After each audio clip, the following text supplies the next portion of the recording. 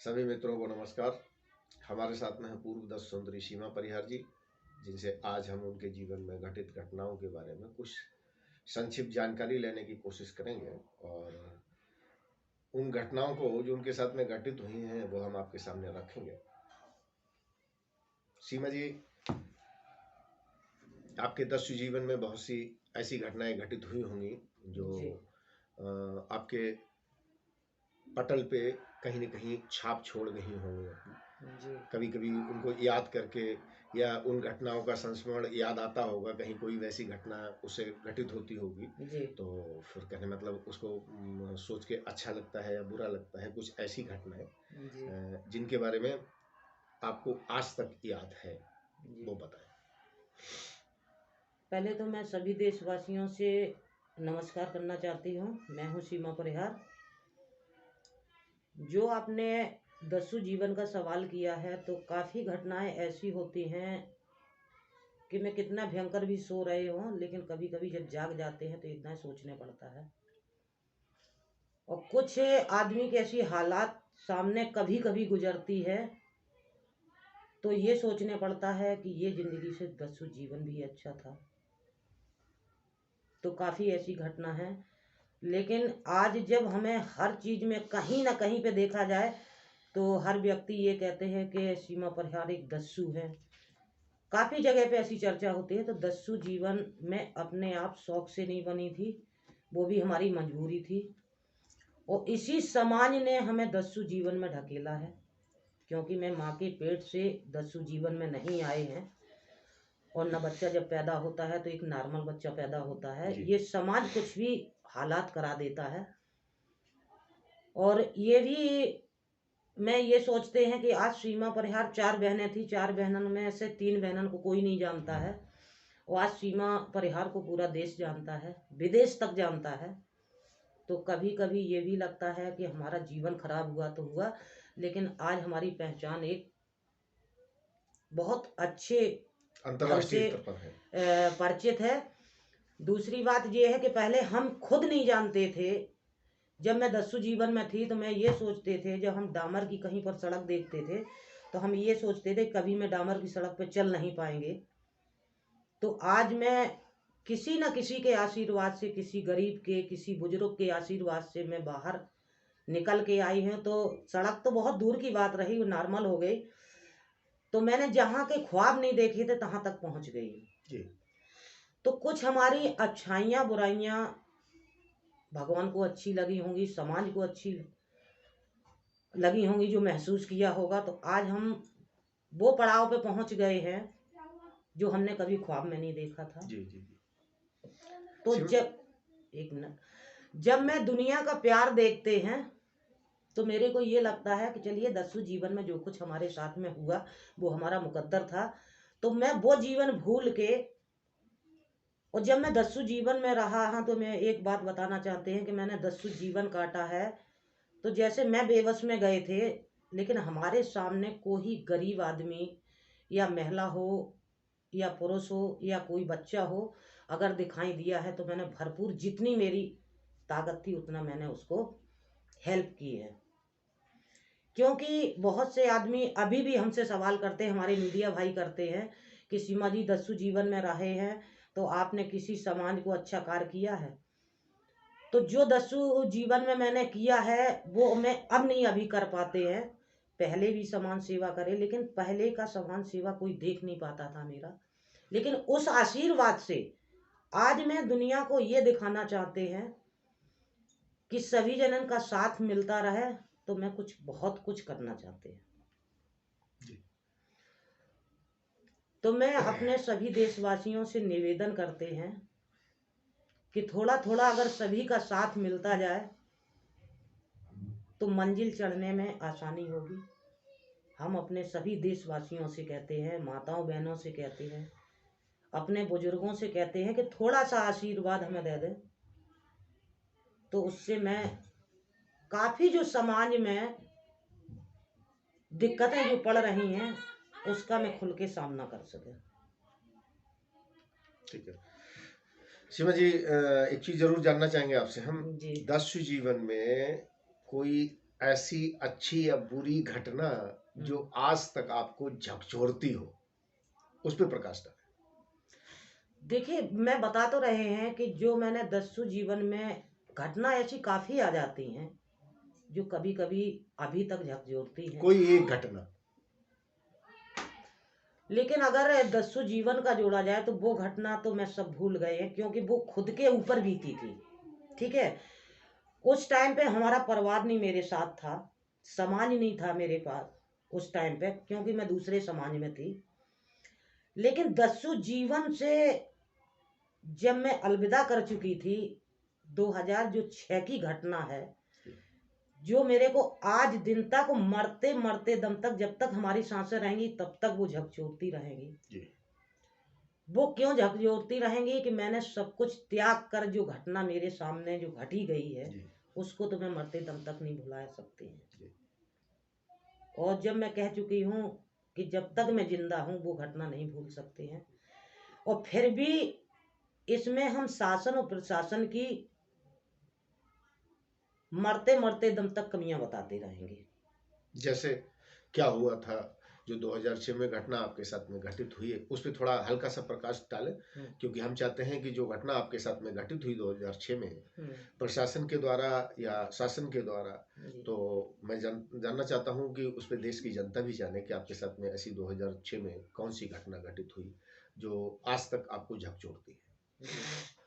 देखिए, ऐसा है कि मैं दस्यु जीवन में थी तो मैं बड़ा इसूलों से पायबंद थी कि जो मैं किसी चीज की शपथ ले लेते हैं फिर मैं दोबारा नहीं करते हैं। मैंने यही दस्यु जीवन में संघर्ष करते हुए सीखा था। उसके बाद में 2000 में मैंने समर्पण किया था, तो मैंने औरैया के न्यायालय में हर आला अधिकारी थे, कुछ छोटे नेता थे, उनके सामने शपथ ली थी कि हमारे ऊपर कितनी बड़ी भी गाज गिरेगी, लेकिन अब दोबारा मैं जो काम से निकल के जिस मंजिल से आए हैं वो मैं पालन नहीं करेंगे। तो वहाँ पर हर आला अधिकारियों ने हमसे ये कहा था कि बेटा आपने बहुत अच्छा सोचा है, जो आपने आज समर्पण किया है, और जो हमसे बनेगा मैं आपको सुरक्षा देंगे। तो मेरे को सुरक्षा तो नहीं दी गई है, ना कोई शर्तें दी गई हैं।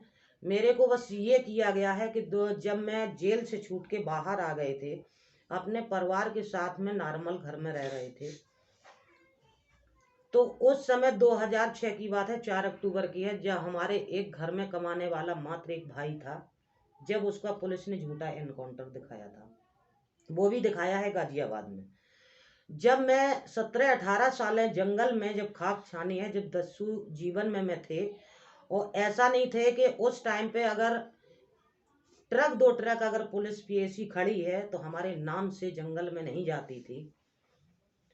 दहशत थी आपके नाम की जंगल में जबरदस्त तरीके से, जब नहीं जाती थी। और जब मैंने सब कुछ छोड़ दिया और जब मैं परिवार के साथ में नॉर्मल रह रहे थे, तो हमें एक तोहफा में जब शासन और प्रशासन ने हर आला अधिकारी से, हमारे भाई से बैठक थी, कहने का मतलब एक दरोगा से लेके एक डीजीपी तक नंबर थे हमारे भाई के डायरी में।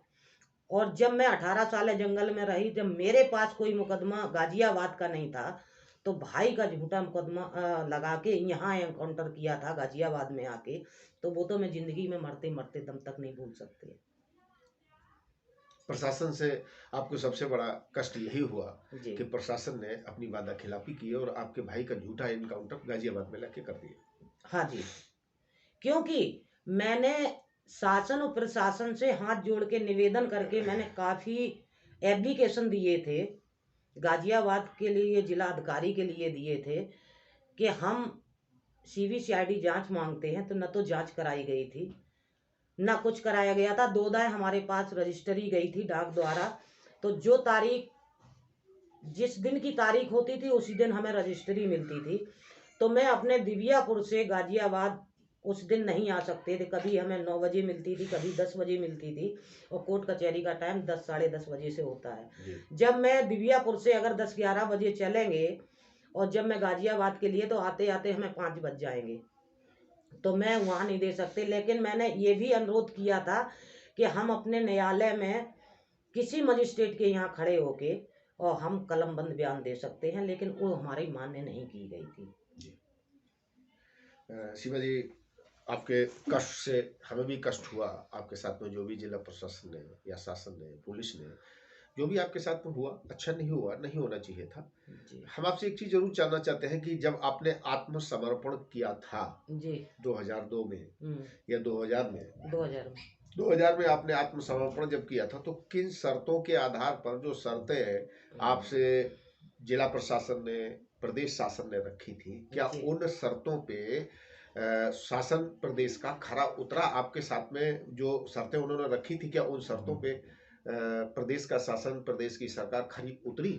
नहीं, नहीं उतरी है। मेरे को ये नहीं था, मेरे को शर्तें जैसे उनने ये दिया था कि आपके घर की 2 की नौकरी देंगे, आपके लाइसेंस देंगे, रहने के लिए मकान दिए हैं। तो भाई मेरे सब चीज़ को ये छोड़ते हुए कि अगर हमारी थोड़ी सी शर्तें अगर मान लेते, अगर 4 शर्तन में अगर एक शर्त अगर पूरी कर देते, तब भी हम जानते कि शासन प्रशासन ने हमारे साथ में बहुत अच्छा किया है। जब मैंने आज समर्पण किया था, उस टाइम पे बीजेपी की सरकार चल रही थी, उस टाइम पे मुख्यमंत्री माननीय।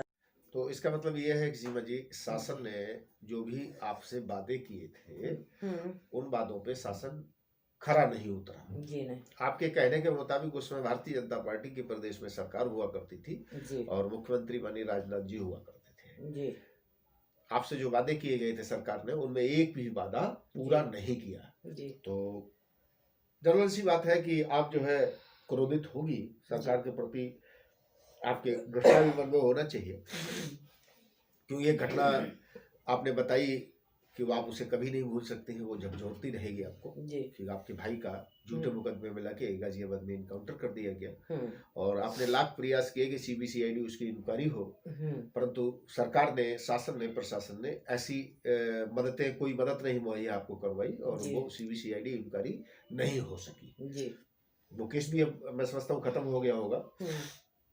हम आपसे ये जानना चाहते हैं कि आप एक नामी गिरामी अंतरराष्ट्रीय स्तर की जी दस्यु सुंदरी रही हैं और आज आपको देश में ही नहीं विदेश में भी सम्मान मिलता है, लोग जानते हैं आपको। जी और मेरी जानकारी के अनुसार आप सीजन 4 बिग बॉस की रनर भी रही हैं। हाँ आपने कई एक फिल्मों में भी अभिनय किया है, जी आपको एक सफल अभिनेत्री में भी आपकी गिनती होती है।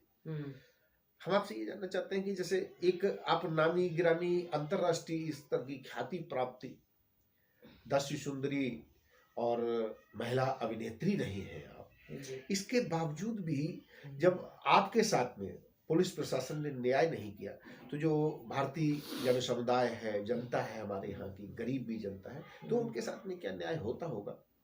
नहीं, उसको लेके आपके मन में जरूर क्रोध होगा। तो मैं ये जानना चाहता हूँ कि जिस तरीके का आपके साथ में हुआ, उस तरीके की घटनाएं जब जनता के साथ में होती, गरीब ग्रामीणों के साथ में होती, तो उनको भी बहुत बुरा लगता होगा। तो मैं ये जानना चाहता हूँ कि आप उनके लिए, ऐसे दबे कुचले लोगों के लिए कुछ करने का आपका प्लान है, तो उस पर प्रकाश डालें प्लीज। देखिए, मैं वही अपने सभी भाई बहनों को बताना चाहते हैं कि जो सीमा परिहार के साथ में हुआ है वो किसी के साथ में ना हो। और दूसरी बात ये है कि जब सीमा परिहार के साथ में जो हुआ है, जो अभी भी मैं देखते हैं प्रकाश अभी डालते हैं, क्योंकि मैं हर जगह अब जाते हैं, हर जगह की सब समाचार देखते हैं जो हमारे भाई लोग चैनल पर दिखा रहे हैं। तो मैं अपने सभी देशवासियों से ये जानना चाहते हैं और बताना चाहते हैं, और मेरा जो अंदर का एक दिल गवारा कर रहा है कि जिसके साथ में जो उत्पीड़न हो रहा है और जो हमारे गरीब भाई हैं उनके लिए, उनके ऊपर उत्पीड़न हो रहा, उनकी आवाज़ उठाने के लिए शासन न प्रशासन कोई सामने नहीं आता है। तो हम अपने सभी देशवासियों से निवेदन करते हैं कि मैं कुछ ही आके समाज में जो भगवान की दया से आज हमारी ज़िंदगी बची है, तो उनके लिए कुछ करना चाहते हैं।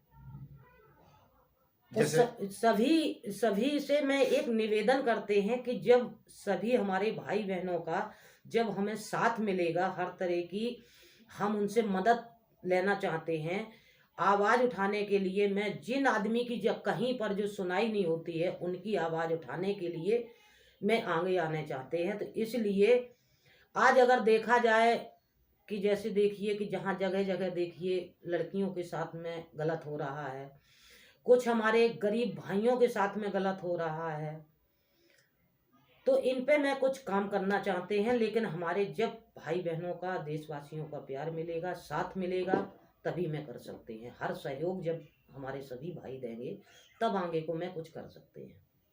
धन्यवाद सीमा जी, धन्यवाद। हमारे साथ में सीमा परियार थी, जिन्हें आपने सुना, जिन्होंने अपनी घटनाओं पर प्रकाश डाला और अपना अंदर का दर्द जनता के, आपके सारे लोगों के सामने रखा। धन्यवाद।